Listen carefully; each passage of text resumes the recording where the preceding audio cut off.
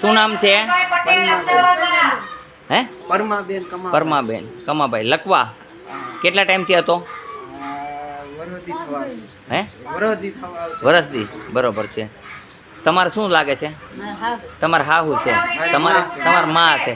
અત્યારે તમારા હાહુને કેવું છે? હલવો જોઈએ થોડાક. હાલો. હા સારું થઈ ગયું.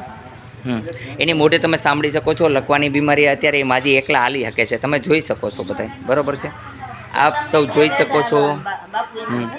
આ માતાજી હાલે છે. એને દૂધની વસ્તુ કોઈ નહીં ખવડાવતા. દૂધની કોઈ વસ્તુ નહીં ખવડાવતા. હા પછી ઘી નહીં ખવડાવવાનું બરોબર છે. દૂધનો ચા પણ ના આપો.